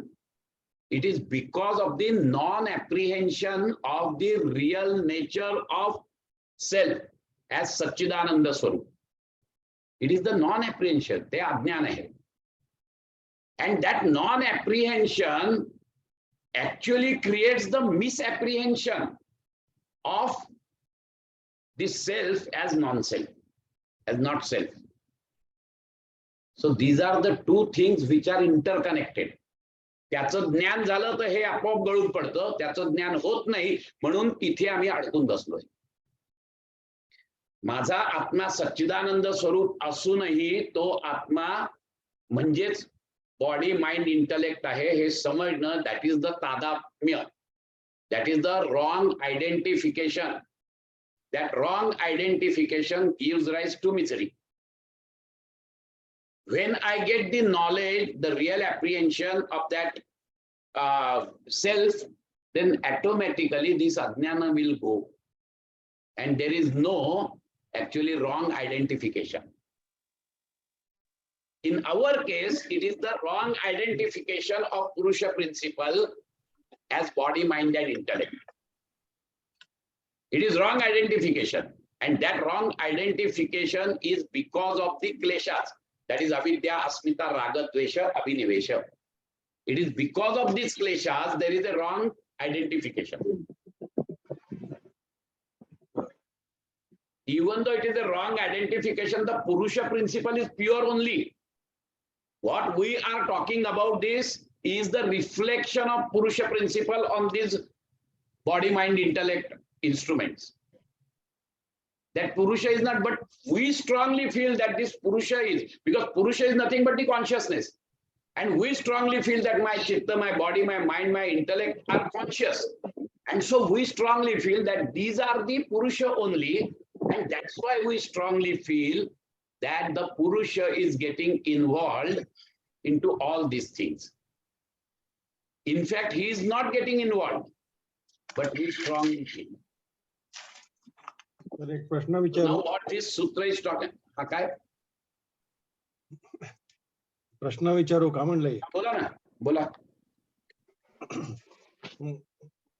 मुक्ती जर चित्ताला मिळत असेल, तुम्ही आता काय? म्हटलात ना, मुक्ती जर चित्ताला मिळत असेल, तुम्ही आता म्हणालात ना सर, होय होय. तर तिसऱ्या सूत्रामध्ये असं कशाला सांगितलं की तदा द्रष्टू स्वरूपे अवस्थानम, तदा चित्त स्वरूपे अवस्थानम, असं का नाही म्हटलं? नाही, तदा द्रष्टू स्वरूपे व अनुसार म्हणजे तो तिथेच आहे. ऐका, तुम्हाला सांगतो, तो तिथेच आहे, परंतु त्याच्या भोवती हे कोंडाळ झाल्यामुळे त्या चित्ताला असं वाटतंय की तो पुरुष माझा आहे आणि तो पुरुष तो जेव्हा ते निघून जातात ही सगळी इन्स्ट्रुमेंट, त्यावेळेला तो तिथेच आहे, तो त्याच्या अवस्थेतच आहे. स्वरूप अवस्था, त्याची स्वरूपाची अवस्था आहे तशीच आहे, त्यात बदल नाहीये. It is only because of this Avidya, this chitta feels that this purusha, that's why there is a multiplicity of purusha. त्यामुळे त्याचा जो पुरुष आहे असं त्यांनी म्हटलेलं आहे, तो पुरुष इन्व्हॉल्व झालाय असं त्या चित्ताला वाटतं. आणि चित्ताला असं वाटतं की मीच कॉन्शियस असल्यामुळे माझा जो पुरुष आहे हा सगळं सुख दुःख अनुभवतोय. पण जेव्हा त्या चित्ताला मोक्ष मिळतो त्यावेळेला त्याचं हे बंधन निघून जातं आणि तो डायरेक्टली प्रधान प्रकृतीत विलीन होतो. And what remains is the तदा द्रष्टू. त्यावेळेला हे बाहेरचं जे आवरण आहे चित्ताचं हे निघून गेल्यामुळे तदा द्रष्टू स्वरूपे व स्थानम, त्यावेळेला तिथे प्रकृतीच नाहीये आणि म्हणून ते कैवल्य आहे. केवल पुरुष प्रिन्सिपल राहतं. दॅट इज कैवल्य. There is no trace of प्रकृती when that chitta gets the emancipation. It is the chitta gets the consideration, sir. Chitta gets the consideration तुम्ही म्हणालात ना आता. काय ते? Chitta gets the consideration and it becomes vileen with the pradhan prakriti. Correct. So but the pradhan still remains na. ते येईल पुढच्या ह्याच्यात. ते त्याच्या पुरतं प्रधान याचा अर्थ इट इज अव्यक्त. प्रकृती म्हणजे माझी इंडिव्हिज्युअल प्रकृती, तुमची इंडिव्हिज्युअल प्रकृती. कळलं की नाही? आता मला एकदा का मुक्ती मिळाली की माझ्यातले जे सत्व रज तम आहेत ते बॅलन्स होतात, त्यांचं कार्य संपतं. भोग अपवर्गार्थम हे त्यांचं कार्य आहे. कळलं की नाही? प्रकाश क्रिया स्थितिशीलम. कळलं की नाही? भोग अपवर्गार्थम. व्हॉट इज द प्रयोजन? प्रयोजन काय त्याचं? पर्पज इज टू गिव्ह भोग and take it to the अपवर्ग. अपवर्गाच्या पीकला आल्यानंतर त्याला कृतकृत्य झाल्यासारखं वाटतं की ओके माझा प्रवास संपलेला आहे आणि मग हे जे तीन गुण एकमेकांच्या झगडत होते हे परत बॅलन्स होतात. The moment it gets balance it is Avyakt, it goes out and what remains is only the Purush. तो तिथेच होता, तिथेच राहणार आहे, तो कुठे जाणार नाहीये. सर म्हणजे त्या एका व्यक्ती पुरताच्या तो ज्या पुरुषाला ते कैवल्य अवस्था प्राप्त होते. एक्झॅक्टली त्या एका व्यक्तीला त्या व्यक्तीला होते. बाकीच्यांसाठी ही सगळी प्रकृती दिसते ना आपल्याला. आपल्यात सुद्धा काही लोक जे आहेत हिमालयात किंवा जे मुक्ती पावलेले आहेत त्यांच्या दृष्टीने इथे प्रकृती नाहीच आहे. कळलं की नाही? कसं असतं तुम्हाला सांगतो. अंधाऱ्या याच्यामध्ये तुम्ही साप बघता दुरीवर, कळलं की नाही? आणि सगळे घाबरले, 10च्या 10 लोक घाबरले. घाम फुटलाय की तो भयंकर मोठा साप आहे, त्याला असे मस्तपैकी काटे बिटे दिसतात, सगळे घाबरले. पण त्यातल्या एकाला नंतर कळतं हळूच, अरे हा साप नाहीये रे, इथं दोरी आहे. त्या पर्टिक्युलर माणसापुरता तो साप राहत नाही, तो साप नाही गेला निघून. त्याच्या पुरती ती दोरीच राहिली आणि दोरी तिथेच होती, साप नव्हताच. हे लक्षात घ्या तुम्ही. साप नव्हताच, कधीच नव्हता साप. साप आपण तयार केला. ज्या माणसाची अविद्या डार्कनेस मधून तो जेव्हा लाईट मध्ये आला तेव्हा त्याला कळलं की अरे हा साप नाहीये, ही दोरी आहे. त्याच्या पुरतं साप नाहीये, दोरी आहे. तो मुक्त झाला, त्याच्यातलं घाबरणं गेलं, त्याचा घाम येणं गेलं, सगळं गेलं आणि ही इज मुक्त. पण बाकीचे 9 जणांचं काय आहे? 9 जण अजून त्याच ह्याच्यात आहेत. तर त्याच्या पुरता गेला तो वहन. Exactly in a similar way त्याच्या पुरती प्रकृती गेली.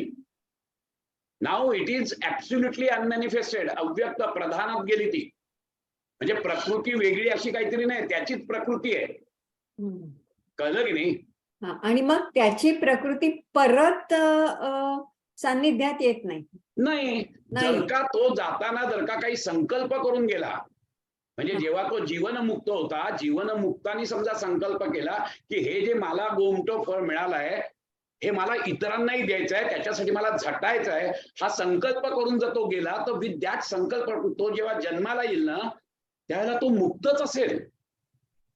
It is only because of the force of that resolution he comes back on this earth planet, just like all this cents.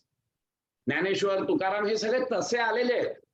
आले, त्यांचा कार्यभाग संपला, ते निघून गेले. It was the force of that resolution. Because of that they come back here. पण ते जन्माला आले तेव्हा मुक्तच होते, स्वेच्छेने आले आहेत ते. स्वेच्छेने आले. आमचं स्वेच्छेने येणं नाहीये. मी येतो ते वासनांमुळे येतो, ते स्वेच्छेने येतात. आणि ते जेव्हा स्वेच्छेने येतात तेव्हा त्यांची कर्म त्यांना बाधक होत नाहीत. त्याचं कारण असं असतं की सेल्फिश मोटो काहीच नसतो त्यांच्या कर्मात, त्यामुळे ती कर्म त्यांना बाधत नाहीत. त्यांचं जे काही कार्य करायचं असतं ते पूर्ण झालं की ते निघून जातात. ज्ञानेश्वर महाराजांनी नाही का सांगितलं, माझं कार्य पूर्ण झालेलं आहे, यासाठी मी आलो ते झालं, आता मी चाललो, आणि ते सरळ निघून गेले. कळलं की नाही? त्यामुळे आम्ही तसं नाही करत आहे. आमची कार्य ही सेल्फिश मोटोनी असतात, त्यामुळे ती संचितात जातात. त्यांची कार्य संकुचित कुठेच नाहीये, कुठेच संकुचितपणा नाहीये. जे काही करायचं ते सगळ्यांसाठी करायचं, स्वतःसाठी काहीच नाही. त्यामुळे त्यांची कार्य ही बाधक नाहीयेत आणि आमची जी कर्म आहेत ती बाधक आहेत. हा फरक आहे. आणि म्हणून आम्ही बांधलेले आहोत. कशाने? तर क्लेश, कर्म, विपाक, आशय या सगळ्यांनी आम्ही बांधलेले आहोत. सर, तुम्ही म्हणाला की ते 10 पैकी एकाला जे कळतं की हा साप नाहीये, तर त्याचं कारण काय? त्याला का असं अनुभव त्याला होतो? अज्ञान होतं पहिले. अंधार अज्ञानाचं द्योतक आहे. अंधारामुळे कळत नव्हतं. जेव्हा त्यांनी नीट डोळे मोठे केले आणि जास्त प्रकाश केला तेव्हा त्याला कळलं. त्यांनी ते अज्ञान दूर केलं. दूर केल्यावर त्याला कळलं की अरे हा साप नाहीये, ही दोरी आहे. त्यामुळे त्याची भीती सगळं गेलं. पण बाकीच्यांनी अजून बघितलं नाहीये नीट. नीट बघायला पाहिजे. तसंच या आध्यात्मिक याच्यावर मला का बाबा घाम येतोय, मला का त्रास होतोय, मला का दुःख होत आहेत, नीट बघायला पाहिजे. अच्छा, अशामुळे दुःख होत आहे. That is the spiritual practices. आणि मग तुम्हाला कळतं की अरे हा असं आहे का, बरं ठीक आहे, आणि मग तो मुक्त होतो. म्हणजे जगाची जी काही 6 बिलियन पॉप्युलेशन आहे तेवढे पुरुष आहेत, आणि प्रत्येक सजीव माणसाच्या मागे एक पुरुष आहे असं सांख्य सांगतं. पॉप्युलेशन असेल, पण त्यातला एक विशेष पुरुष आहे. आता त्याच्यावरच येऊ आपण. अजून आतापर्यंत फक्त एवढंच चाललंय, क्लेश, कर्म, विपाक, आशय, एवढ्यावरच बोलतोय अजून आपण. पण बोलत नाहीये. सांख्य वनस्पती, पशु, पक्षी, प्राणी यांचा नाही विचार करत. त्यांचा नाही. त्याचं कारण असं आहे की त्यांना पॉवर ऑफ अनालिसिस नाहीये. इट इज द इव्होल्युशन थेअरीमध्ये त्यांचं इव्होल्युशन हे ईश्वरी इच्छेने होतं. आमचं इव्होल्युशन दगडापासून झालेलं आहे. दगडातून वनस्पती, वनस्पतीतून प्राणी, प्राण्यातून माणसात आलेलं आहे. आणि माणसामध्ये आल्यावर आम्हाला एक वेगळी फॅकल्टी दिली आहे, अनालिसिसची फॅकल्टी. विवेक करण्याची बुद्धी दिलेली आहे आम्हाला. आणि त्या विवेक करण्याच्या बुद्धीमुळे आम्ही खूप फास्ट पुढे जाऊ शकतो. बाकीचे तसे नाहीये. बाकीचे ईश्वर इच्छेवर आहेत सगळे. जशी ईश्वराची इच्छा होईल तेव्हाच ते मनुष्य योनीत येतील. मनुष्य योनीत आल्यानंतर आम्हाला वेगळी फॅकल्टी दिलेली आहे. त्याच्याने आम्ही खूप fast. So it is the acceleration in the process of evolution. What Vivekananda has defined yoga as the acceleration in the process of evolution. Why there is an acceleration? Because of this power of analysis and power of discrimination. It is because of this you can accelerate your progress. Whereas till animals there is no scope for acceleration because they don't have that analysis power. It is only the analysis, it is only the satsada viveka buddhi which will accelerate your progress. तशी बुद्धी प्राण्यांमध्ये नाही, वनस्पतीत तर नाहीच, आणि दगडात तर अजिबात नाही. आणि म्हणून मनुष्य जन्म हा सर्वात मोठा आहे. आणि त्या मनुष्य जन्मातच तुम्ही पुरुषार्थ करून मोक्ष मिळवू शकता, बाकी वेळेला नाही. बाकी मी मागे सांगितलं होतं तुम्हाला, या सगळ्या भोगयोनी आहेत. म्हणजे अगदी स्वर्गात जरी गेलात तरी देखील भोगयोनी, भोग झाले की परत पाप पुण्य एकत्र आलं की परत तुम्ही खाली येता. कारण शेवट अल्टिमेटली मोक्ष तुम्हाला या मनुष्यात, हा पुरुषार्थ हे आहे योनी. या पुरुषार्थ श्रद्धा, वीर्य, स्मृती, समाधी, प्रज्ञा यानीच हळूहळू तुम्हाला पुढे जायचं आहे. आणि सर एक प्रश्न विचारायचा होता. आता या सर्व ज्या योनी आहेत यांना सामूहिक उत्क्रांतीनीच, आता ईश्वराची इच्छा म्हणजे काय? ईश्वराची इच्छा सामूहिक म्हणजे उत्क्रांती, it is a natural evolution, what we can say. It is the natural evolution. आणि म्हणून ती लीला आहे, ती माया आहे त्याची, तो खेळ आहे त्याचा. आणि म्हणून माणसापर्यंत तो खेळ खेळतो. काही लोकांना बेसिकली तो हे करतो की बाबा, आता उदाहरणार्थ 100 माकडं असतील, त्यातलं एकच माकड काहीतरी एक्सेस कॉन्शियसनेस दाखवतो, की समजून जायचं की ते जे माकड आहे ते माकड त्या ह्याच्यावर आलाय, प्राण्यातून मनुष्याच्यात जाण्याच्या ह्याच्यावर आलाय, थ्रेशोल्डवर आलेला आहे. काही वनस्पती असतात, those show their extra consciousness. म्हणजे जसं टच मी नॉट, किंवा काही वनस्पती ते किडा बसल्यावर पटकन दाबून घेतात आणि त्याच ते भक्ष्य करतात, बाकीचे नाही करत वनस्पती. So these are in the transition from वनस्पती टू प्राणी. And this is the natural process of evolution. It is with the grace of God. You cannot accelerate that process. Whenever God says, you will go there. पण मनुष्य, आणि म्हणून तर मनुष्य प्राण्यावर सगळं झालेलं आहे. मनुष्य प्राण्याला मात्र बुद्धी दिलेली आहे, त्याच्या जोरावर तो पूर्णपणे पुढे जाऊ शकतो. ही बुद्धी जी आहे, ही बुद्धी खूप महत्वाची आहे. आपण हे सूत्र इथे थांबवूया नंतर मग, कारण पुरुष विशेष याच्यावर अजून बरंच बोलता येईल, बोलायचं किंबहुना मला. तर ते what we have decided is that in our purusha, at least the purusha seems to be bonded with klesha, karma, vipaka and the karmashaya. Whereas this purusha vishesha, why? Because it is an abstract principle. This Purusha, Ishvara, is an abstract principle. Since there is no body to Purusha Vishesha, it is an abstract principle. So there is no karma vipaka, no maturation, no storage of karma, all these things. So Purusha Vishesha never gets entangled with Prakriti. Whereas we all, our Purushas, they seems to get entangled, but he is not getting entangled anyway. In past, present and future, he is absolutely away from this involvement, mystical involvement. That is what is called as Purusha principle. So it is eternally, the Purusha Vishesha is that aspect, okay, which eternally remains unaffected and in fact completely unrelated with Prakriti, while the Purusha Tattva in us at least seems to get involved into this. And when you get the emancipation, it is just like Ishvara only, Purusha Vishesha. But it is not Purusha Vishesha. Again, let us understand this point. Even though I get the emancipation, I am like Purusha. Now I will never go and I will never get attached with the Prakriti. But still, I am not the Purusha Vishesha. Why? Because I have gone through all these bhoga and apavarga, and then I acquired that post.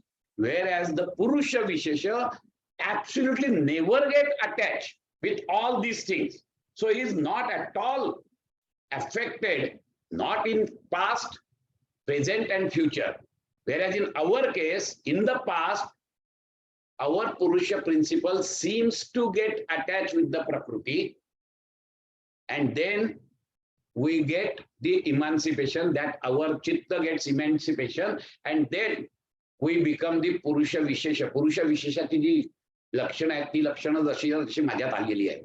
But still I am not पुरुष विशेष, कारण की त्याच्या आधी past मध्ये मी या सगळ्यातून गेलेलो आहे आणि म्हणून पुरुष विशेष कधीच गेलेला नाहीये. सो इट इज द क्लेश कर्म विपाक आशयैहि अपरामृष्टाः. He never get attached.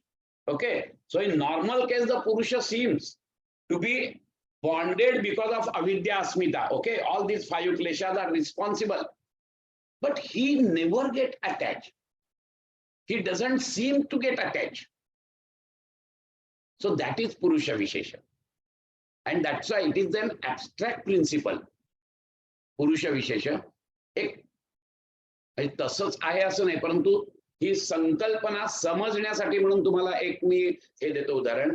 असं समजा की एक क्रिस्टल क्लिअर बॉल आहे, ऍब्सोल्युटली क्रिस्टल क्लिअर, आणि कुठेही त्याच्यात डाग नाही, काही नाही, आणि त्या मोठ्या गोळ्यावर हे बारीक बारीक तसेच क्रिस्टल्स चिकटलेले आहेत.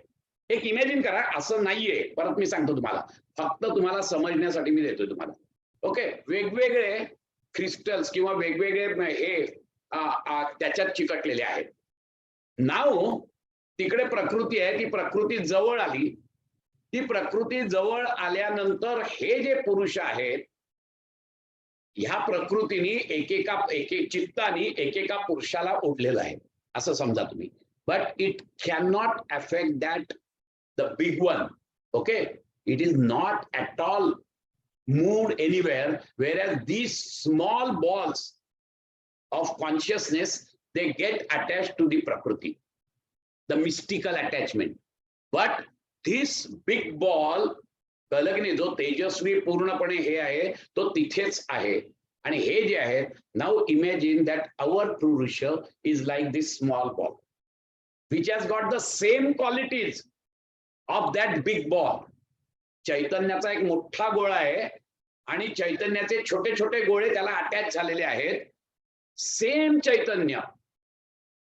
But when the Prakriti is coming in proximity with this complete assemblage of this purusha, okay, then these small balls are getting attracted towards the prakriti and they detach from them, that big ball. Okay, they detach and then go with the prakriti, they go with the chitta. आणि मग चित्ताच्या या सगळ्या याच्यातून तो जेव्हा परत चित्त बाजूला निघून जातो, तो काहीच करत नाही, तो स्मॉल बॉल तसाच आहे, फक्त तो त्याच्या बरोबर आहे, बाजूला उभा आहे, द्रष्टा म्हणून. दृश्य आणि द्रष्टा हे शब्द वापरले आहेत पतंजली मुनींनी. तो द्रष्टा म्हणून उभा आहे, पण तो त्याच्या बाजूला उभा आहे. व्हेअरएज हा जो मोठा गोळा आहे चैतन्याचा, हा तसाच आहे, याला कोणीही हलवू शकलेलं नाहीये. तो जो मोठा गोळा आहे तो पुरुष विशेष आहे की जो कधीच अट्रॅक्ट झाला नाही कशाबद्दल. व्हेअरएज हे छोटे छोटे जे तुकडे आहेत की ज्यांचं क्वालिटी ही सेम त्या पुरुष विशेषासारखी आहे आणि ती कधीच डागाळलेली नाहीये, हे लक्षात घ्या. त्याचा प्रकाश त्या चित्तावर पडतोय आणि चित्त इज गेटिंग इन्व्हॉल्ड, चित्त इज गेटिंग इमॅन्सिपेटेड. आणि जेव्हा ते चित्त इमॅन्सिपेटेड होतं त्यावेळेला काय राहतं, तर तोच परत चैतन्याचा गोळा राहतो की ज्याची क्वालिटी सेम त्या पुरुष विशेषासारखी असते.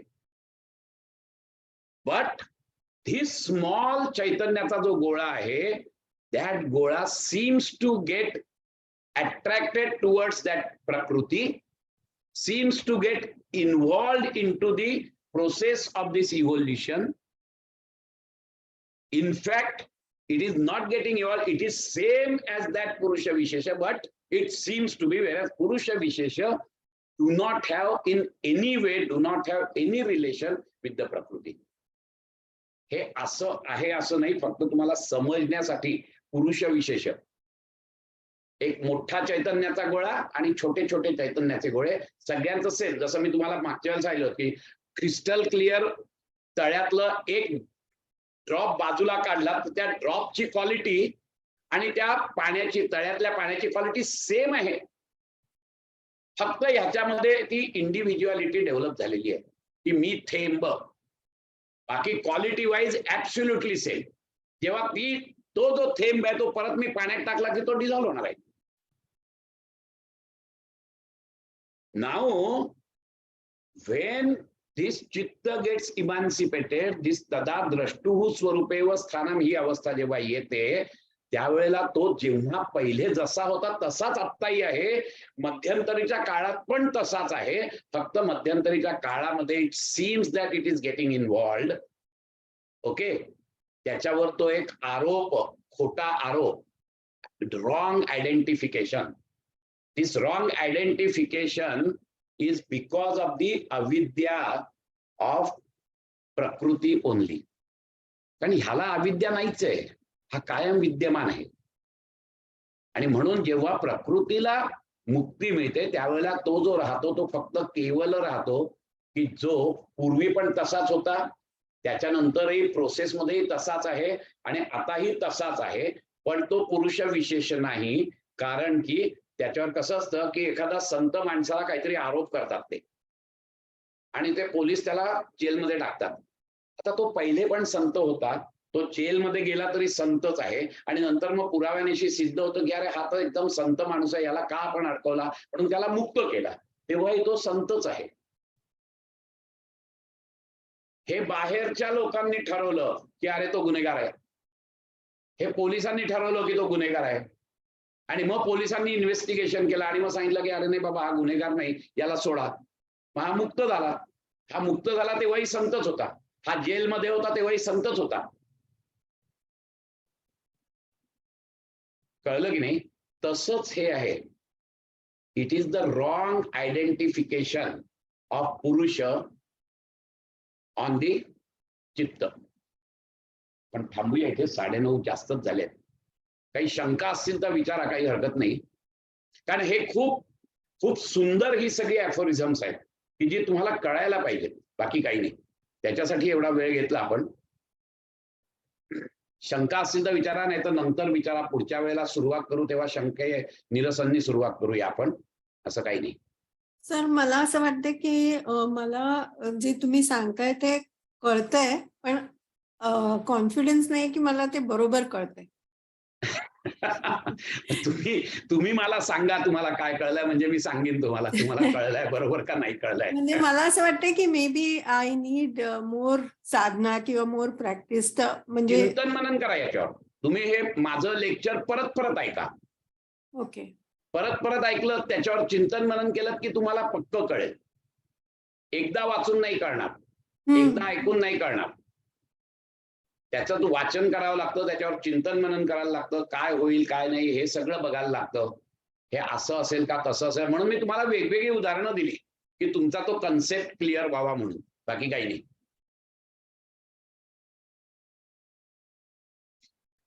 ठीक आहे. Thank you sir. खरंच चिंतन खूप खूप जरुरी आहे. खरंच जरुरी खूप आहे. चिंतनाची अरे शेवट ही फिलॉसॉफी आहे, हो. याच्यावर चिंतन मनन नाही झालं तर काही उपयोग नाहीये. हे कळण्यासाठी चिंतन मनन होणं खूप जरुरीचं आहे. हो. धन्यवाद. खूप जरुरी आहे. Thank you very much. खूप छान. धन्यवाद sir. Thank you so very much. आपण थांबूया इथेच. Thank you sir. पुढच्या बुधवारी आपण भेटू परत. हो. या. Shall I leave the